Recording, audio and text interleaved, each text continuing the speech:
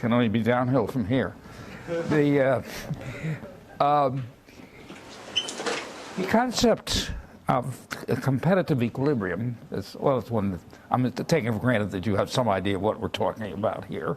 I'll go over some elements that are relevant to this particular story. This is a particular approach to the question of finding competitive equilibrium. It's an attempt, in a way, to be a description of how the market finds it. After all, we have a theory that in some sense or another, and let me discuss realism. I mean, I got involved with questions of realism here. You all know the problems. That the economy in some broad sense is described by a set of equilibrium relationships. That's the governing principle of a capitalist economy is the use of the price system. That individuals respond to prices, but the prices themselves have to be such that the economy in some sense or another is in balance. And particularly we talk about the ideas of supply and demand. And I don't think I have to describe in detail what I mean by that, but that people offer goods for sale, others buy them, but somehow there shouldn't be a discrepancy. And in the end, what's bought is what's offered is sold. People don't offer things that aren't going to be sold, and prices play a role in regulating that. It's an attempt. This is a particular attempt to carry out the vision, and it's mostly derived from the developed approach which developed in the 19th century mostly by Léon Valrassa, the French economist, followed up. There were others involved, and I may mention them, and was kind of formalized, really not in a way in the 20th century, mostly by Paul Samuelson. And then the question is, does it really work? Can we derive theorems? Can we derive results by that? And the answer is yes and no. There are other approaches which you'll doubtless talk about. I know Professor Roughgarden is giving a talk, and I know he'll go into approaches.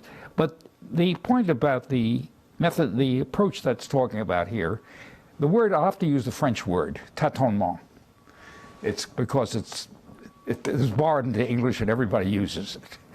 It's a word that was coined by, or applied to this process by Valrassa. But it has, in its French form, it has become the standard word, and I'll have to use it. The virtue is it permits a decentralized approach. There are methods of computing equilibria which are not decentralized. They require central information. I'll allude to that. I'll come up with this again. And therefore, they cannot be descriptive. They may be appropriate for a planned economy, but they're not descriptive of a private enterprise economy. This is probably very badly descriptive anyway, but at least it satisfies the informational requirements that are consistent. People don't have to know more than they reasonably expected to know. I'm going to have 4 headings. So first, I'm going to go into the relevant elementary concepts of demand, supply, and equilibrium, which are all familiar to you, but I want to recall them for our purpose. And then 2 is the description of what the process is. And I'll show sufficient conditions that it works in some cases. There are 2 leading cases. And then I'll remark briefly, wrap it up at the end there. That's less important. I'll say something about the history, the prehistory, perhaps, of this, let's say, before Valrassa. It all depends. There are various ways of formulating the economy and various assumptions we can make. And it turns out that under some very extreme conditions, the prices can be determined solely by supply factors, by cost factors. the technology. This is basically that this idea there's only one basic primary resource. Now, let me say, in the vision of the economy, which is a standard vision of the economy, we start off with there are some things we just have. The primary factors is the word that's usually used. Land,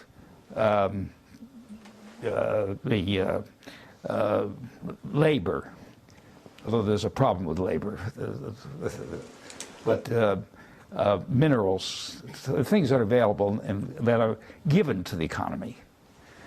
And presumably the process is that somehow they're used by firms and transformed into other products. And they're eventually bought by consumers. Now, where do the consumers get their income? Well, they hold some of these primary factors, like labor, or maybe other things, and sell them to the firms. This gives them the income. Also, the firms may make profits in which some of the consumers own parts of those firms. So this gives you the income necessary to buy the products. That's the vision of the economy. Now, if you assume there is actually only one primary factor,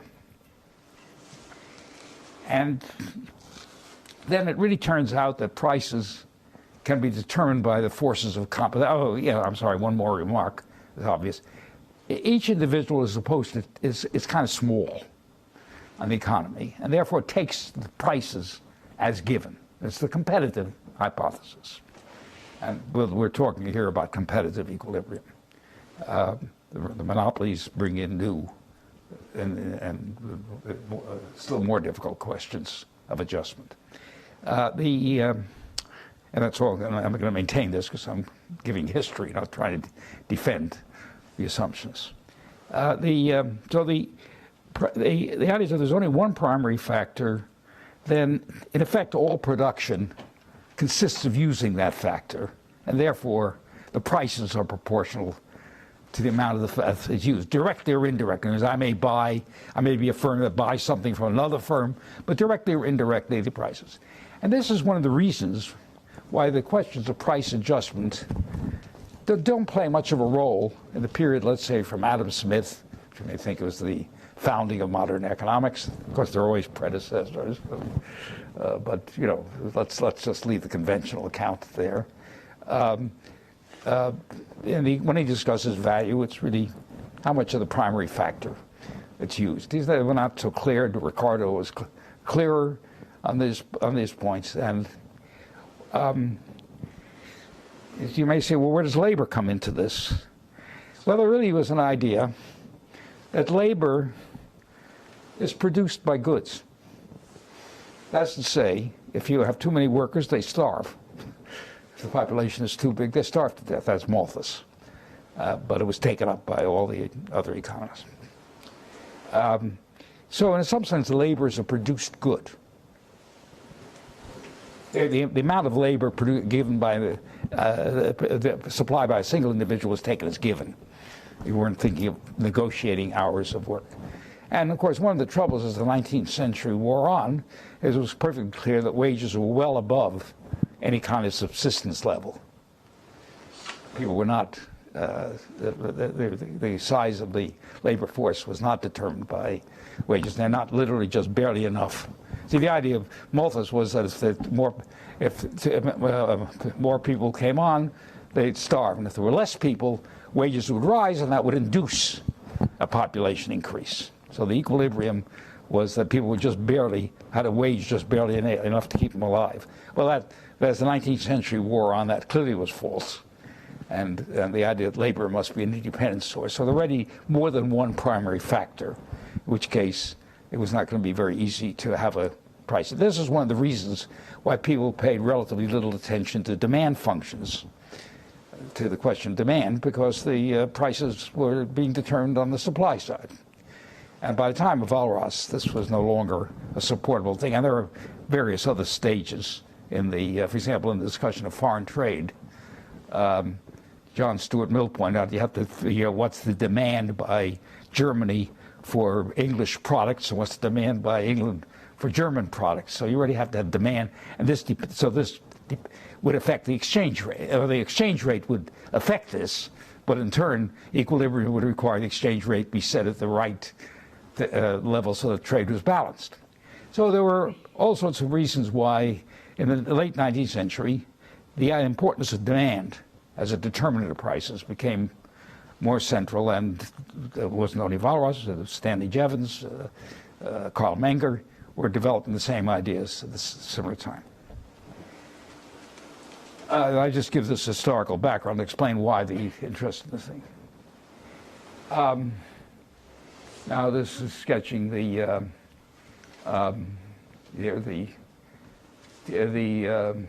what is the theory of the firm? This is all very familiar. Suppose you imagine the set of prices given. A firm chooses an output vector, but of course it has to be technologically possible, and that's what is called the production relation. There's some kind of relationship. The inputs and outputs have to be. You might have more than one out. This permits more than one output. A firm may produce several goods. A firm may uses goods in the production, including labor, of course, and other things.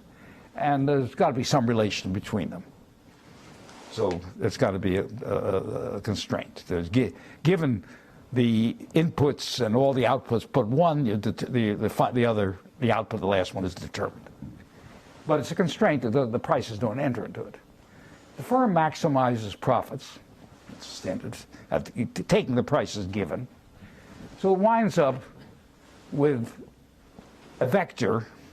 The vector for the firm F is designated by YF, where the positive means an output and negative means an input, the components of YF. So it gives you the supply and demand function. Similarly, households start with some supplies of some of these goods, these primary factors, like labor. Also, they may own a share of the profits of each firm. I'm not going to write out the formulas here, they're too trivial. So it can choose. Now then it has a budget constraint, namely that its expenditures, P times XH, those expenditures, equals the value of the primary factors it owns, which it sells, plus their share of the firm profits. And so that determines, then it chooses. I didn't say, we assume it maximizes utility. I haven't spelled out, but there is some deterministic process by which, given the prices and given the budget constraint, the household chooses its demand. These are typically non-negative. Okay.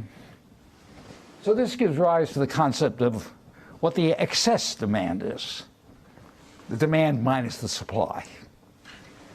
And you see, for the demand is a sum for the private householders of XH. Now, when I say demand, remember there are inter-industry demands also, but they're assumed under the Y vector. A demand by the Y vector, the demand is represented by a negative element. An output is represented by a positive element. So the excess demand, the amount at which demand exceeds supply, which could be negative, of course, is given by this formula. Is that clear? Any question about that? Okay. Now, just from this elementary presentation, Valrassa noticed, supposing you add up all these budget constraints, so you have the sum of the XH's, you have, on this side you have the sum of the X stars, and you have the total of the firm profits. The firm profits are P times YF.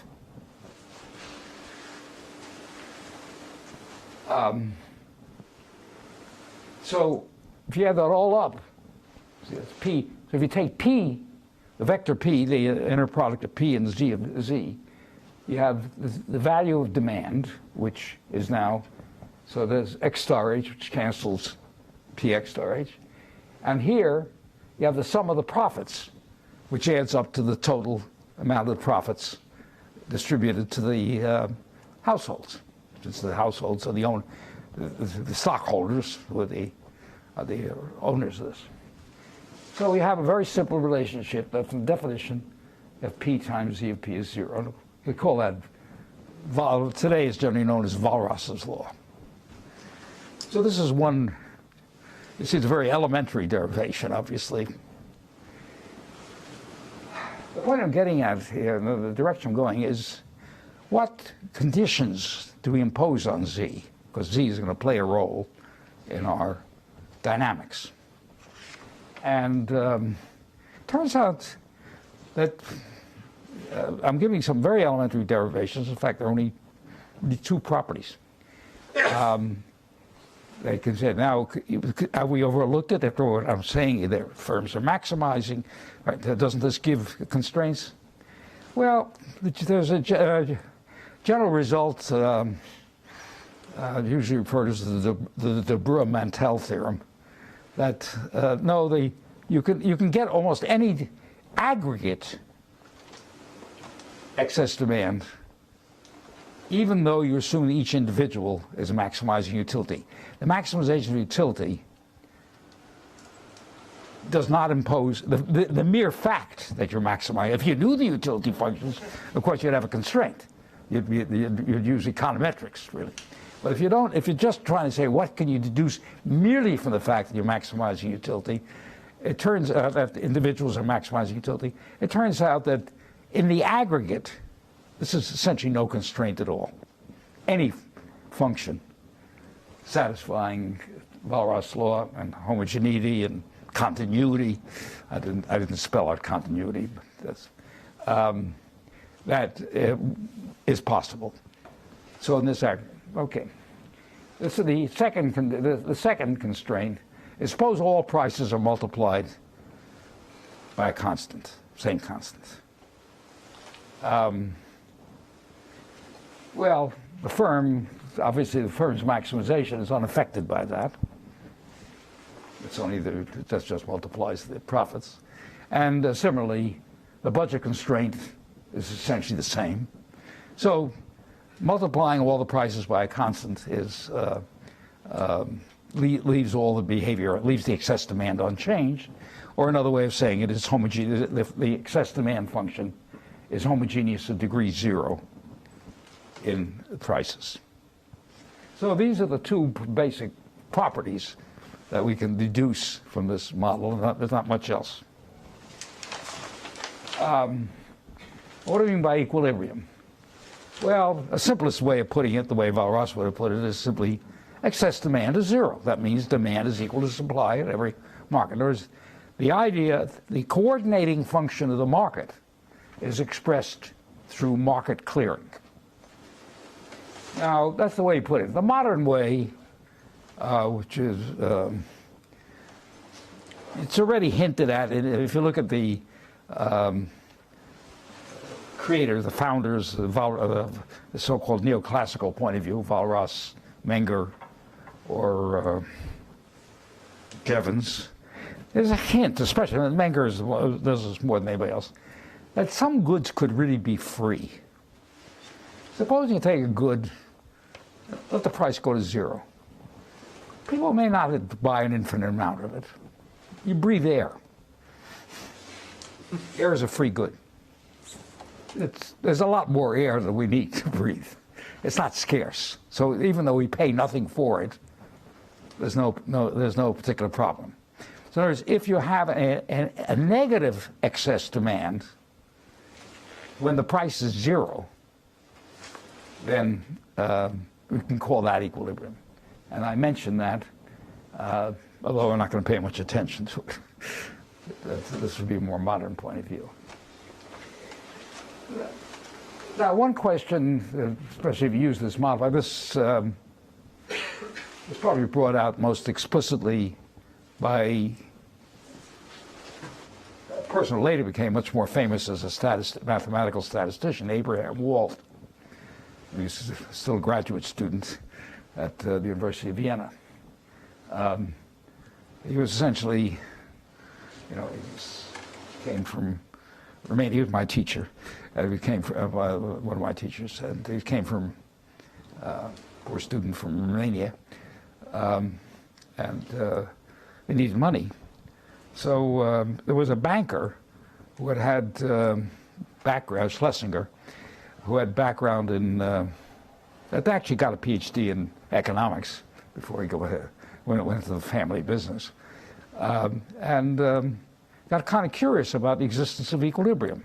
Some Germans had written some articles pointing out it's not quite as simple as it sounds, and he had an idea, which was essentially this corner idea, that the free goods idea, but he didn't have any math, so he was put in contact with Walt, this unemployed student who then needed money, who then wrote some paper pointing out the existence, pointing out with this free good problem you could prove. The assumptions he made were so strong as not to be regarded as useful today, but it was the first paper which gave a real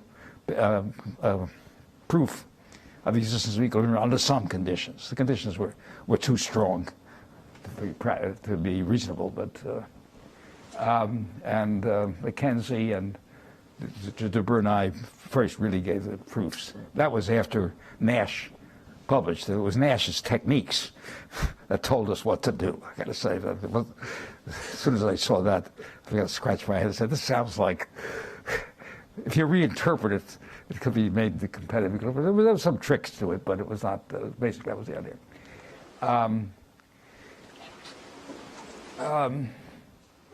Now, okay. So now Valrassa was trying to formulate the idea of how does the market, in some sense, get into equilibrium?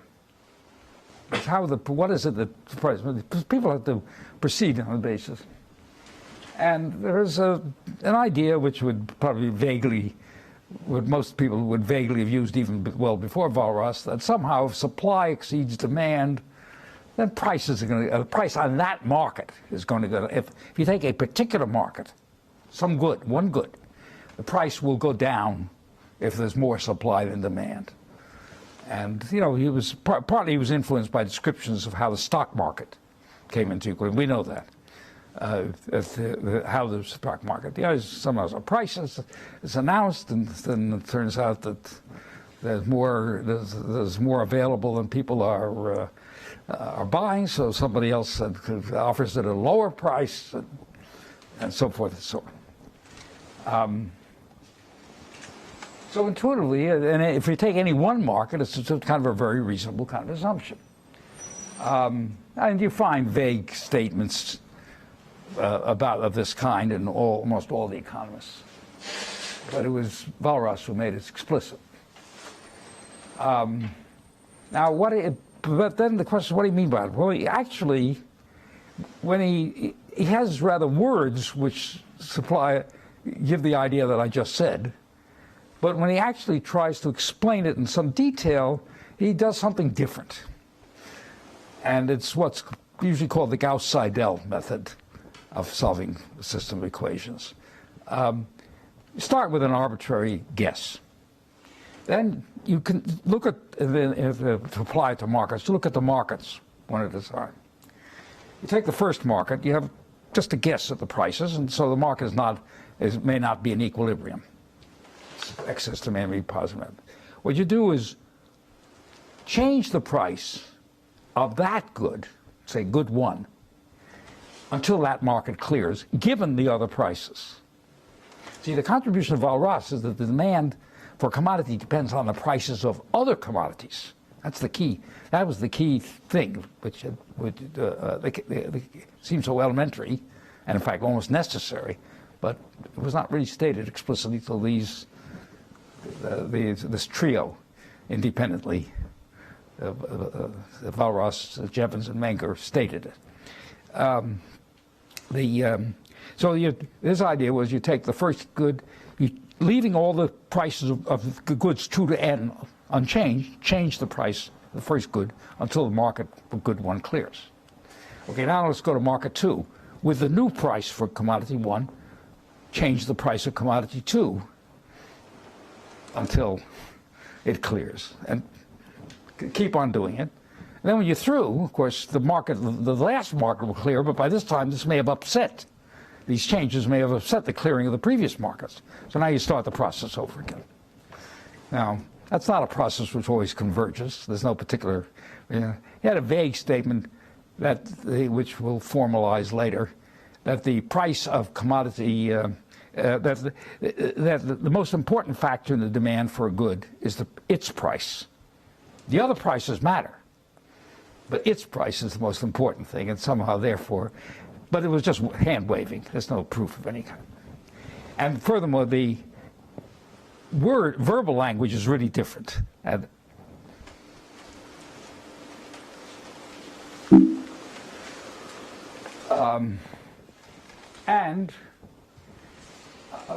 it's what I said before. On each market, separately, let the price rise and fall according to excess demand.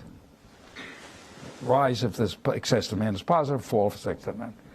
Well, it was not really to Paul Samuelson, this is 70 years later, formalized that approach, which, as I say, is really in the language that Valrassa uses, but not when he gets formal. And it's that the simplest form that the price on market I is proportional to the excess demand, which means it rises with excess demand. This is a linear. You could try nonlinear approaches, but let's forget about that. If Zi is 0, then you don't change the price. But of course, the price on some other market may be changing, and that will upset the price on this market. You need those constants there because the relation depends on the units in which you measure the commodities. And if you change the units, so you have to have some kind of a constant there, which depends on the units.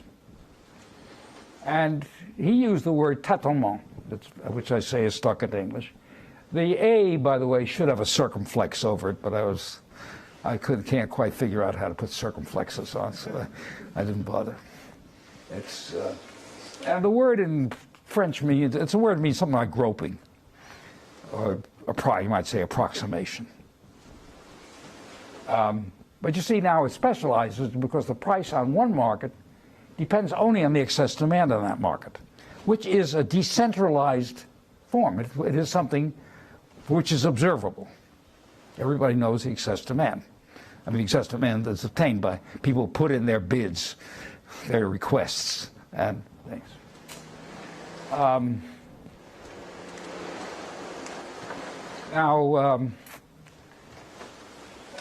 It turns out one thing there's one result you immediately get.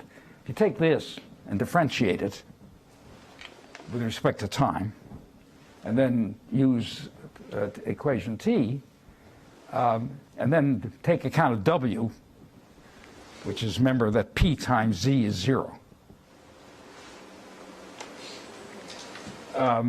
Then this is constant. So at least one thing we know, that's not a great property, but it's at least it means the thing doesn't go wildly. It's a bounded path. All right, now a lot of effort was paid into whether this tâtonnement works, and there's a whole literature, which I'm not going to discuss, which looks just at local stability. Supposing you take the equilibrium, which remember is defined by that Z is 0, the prices which make Z 0. You ask, is that a locally stable? So there's a whole literature on this, which I've contributed to and started long before about Hicks, and there's a whole long list of people who did some very good work.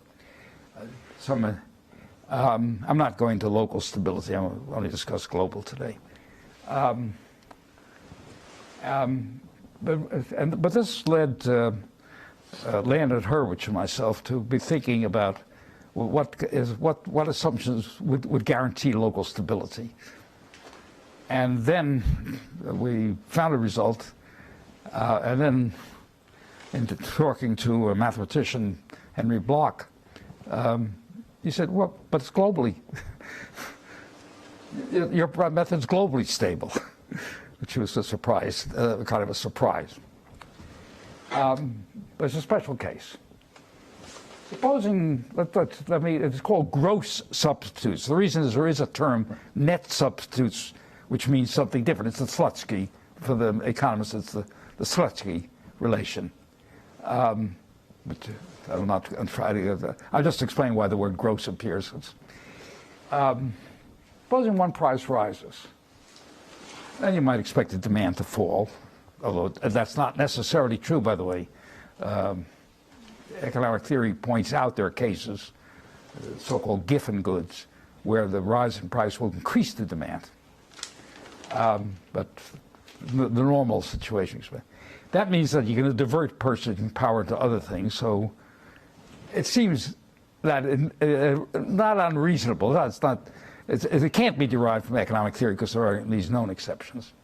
That the demand for other goods. So one price rises, the demand for other goods will rise. People will substitute away. And that's called gross substitutes. So we say that if any price rises, the demand for all other goods will rise. So look at the, I don't know if you can read this. This is the partial of, say, x. Xj with, it's supposed to be the partial of xj with respect to pi. In other words, you take, this is, in other words, the Jacobian of the function, of the vector function z of p. So take the matrix of the partial derivatives. So we're assuming the off-diagonal elements of J are positive. We call that assumption GS. Well, it turns out that if GS holds, the Tatonement process converges. The equilibrium is unique in this case. And I didn't mention, but there might be more than one equilibrium. The equilibrium is unique under these assumptions, and the convergence. I forgot to write down the method, which is a Lyapunov function. And what you take is the largest ratio of the actual price to the equilibrium price. I should have written it up. I forgot about it.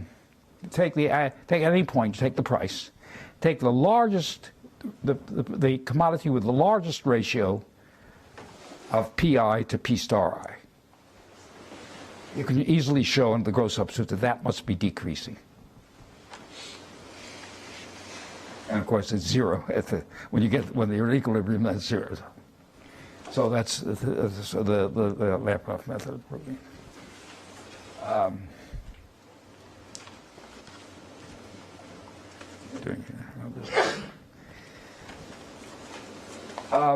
There's a second case called a dominant diagonal. Now,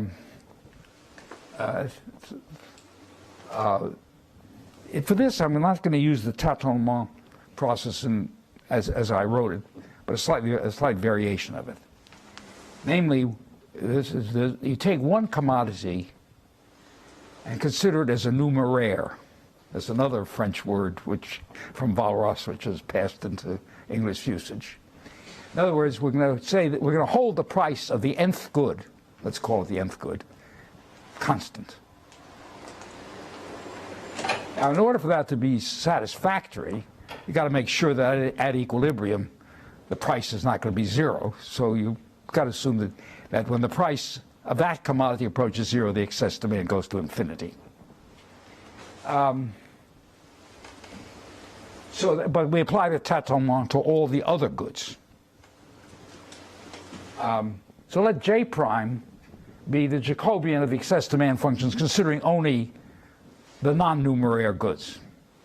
You just delete the nth row and column. Now, supposing that you have some fixed weights, so that J prime has a dominant diagonal of those weights. Put it another way, if we can choose the units for the commodities so that J prime has a dominant diagonal for all possible prices. That means, in effect, that the price of that good is more important in determining the excess demand than the prices of all the other goods. Variations, to be exact, variations in the prices of the price for each commodity, other than the numerator, the demand, the excess demand, is more sensitive to the price of that than to the prices of all the other goods put together. That's what it comes down to. Then again, and I've forgotten the Lyapunov function here. I should have looked it up. You can prove that you have global stability. And these are the two main cases. Now they're not entirely trivial, but they're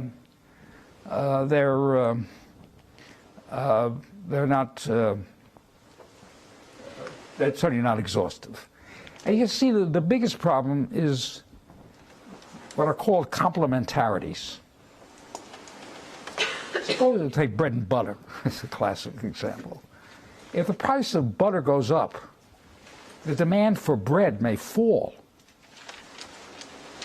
You want bread, you want butter with your bread. If the butter's expensive, you may decide not to buy the bread. So even though, you see, the gross substitute would say that the price of butter goes up, you stop eating butter, but then you buy more bread. But that may not be the case. So complementarities are one of the main problems in this. And there are counterexamples. I was going to present them, but I decided they're kind of fiddly.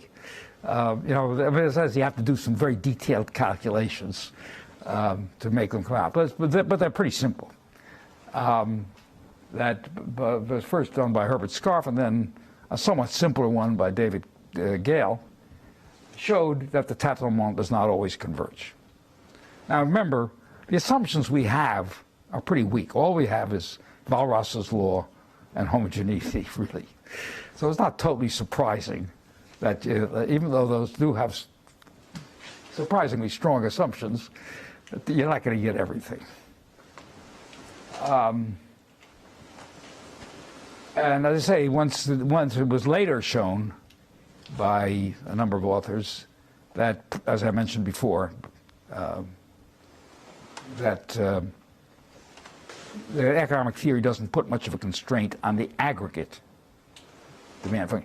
On the production side, there are big constraints, but the household side does not aggregate unless you make some very strong assumptions.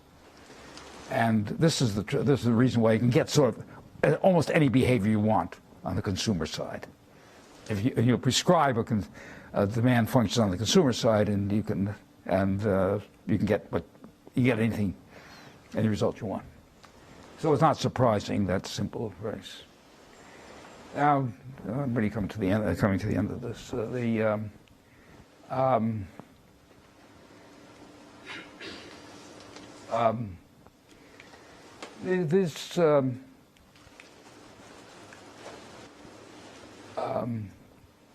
As I said, in fact, the examples, in order to show it, consist of saying that both of the examples depend on the idea, use the following trick. They find an economy with a unique equilibrium. They take pure exchange economies. There's no production. All you've got is a bunch of goods, and the consumers are redistributing them among themselves. That you find they set up an economy with a unique equilibrium, but that equilibrium is locally unstable. Well, obviously it can't be globally stable then, and that's so it turns out to be elementary but somewhat. You have to do a fair amount of arithmetic or elementary algebra. Now, if you're trying to find the equilibrium, this suggests alternative approaches. And essentially it shows that knowing the excess demand function alone is not enough. You need more information. And the information consists in the Jacobian.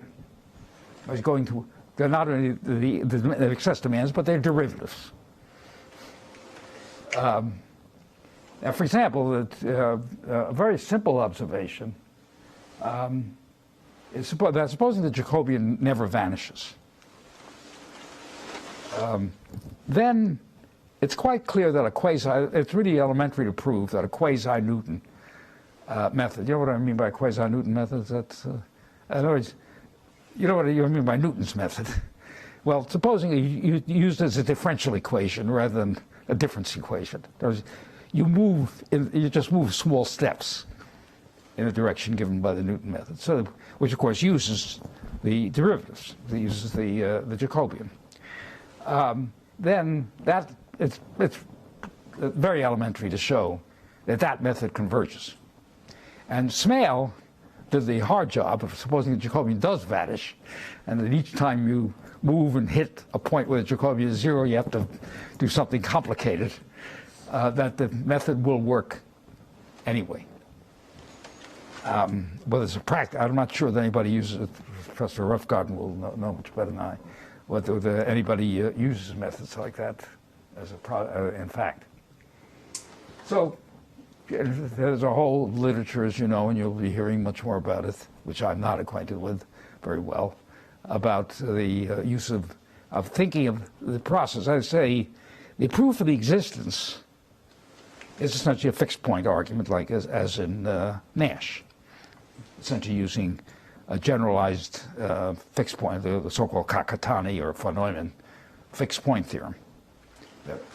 Those are two different theorems, but they're trivially equivalent. So then the question just becomes, how do you find a fixed point? There are, I guess there's some questions whether that problem is solved. It can be approximately solved, although the word approximation is a little delicate. Okay, and we'll hear much more about it. Okay, thank you. Be patient.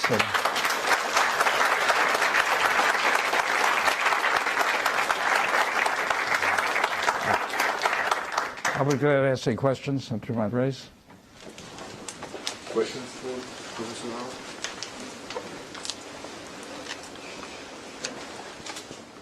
Thank you for your talk. Could you perhaps say something about the potential role of government in either stabilizing things or steering things to a better equilibrium?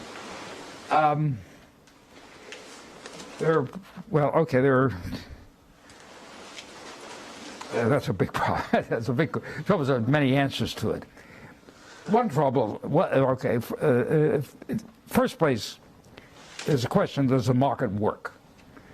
And this is an old thing. Valrassa already talked about it, and I think maybe even before that. Oh yes, certainly before that. That there are things which the market doesn't take account of. I mean, air pollution is the classic example. It's been used for the last more than 100 years. In about 1300, the then King of England issued an edict that coal should not be burned in the city of London. It was not enforced, as you can imagine. If anybody reads Sherlock Holmes stories, as I do, would know the reference to these pea soup fogs, where a person walks 10 steps and disappears. Those are the result of smoke from coal, and people were dying as well, more seriously. So in other words, there are externalities. So there are also things. So let me take that as given.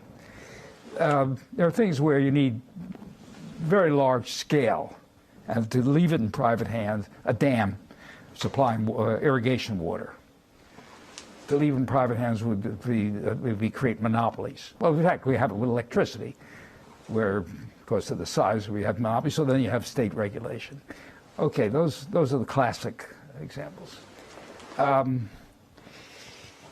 There's, however, there's a deeper problem, which is that markets are not complete, don't cover everything, in a different sense. And that's about the future, or about uncertainty. Risks. I start a new business with a new product. Well, I don't know how much it's going to cost. Really, I haven't had experience in actually doing this on a scale, so I don't know my costs.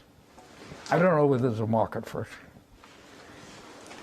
In an ideal, in a world that extending the Valrassian story would be that you have markets for the risks. But clearly you can't have a market for that risk because if the fellow's insured, he's not going to bother doing anything. He's not going to bother doing anything, right?